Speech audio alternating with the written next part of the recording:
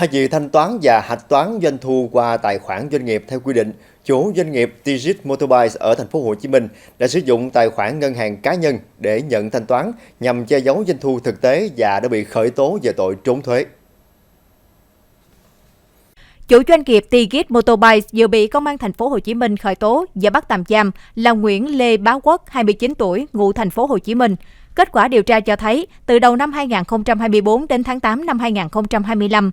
toàn bộ dòng tiền bán hàng, cung cấp dịch vụ của doanh nghiệp được chuyển vào tài khoản cá nhân của Quốc nhằm che giấu doanh thu thực tế, không kê khai đầy đủ nghĩa vụ thuế với nhà nước.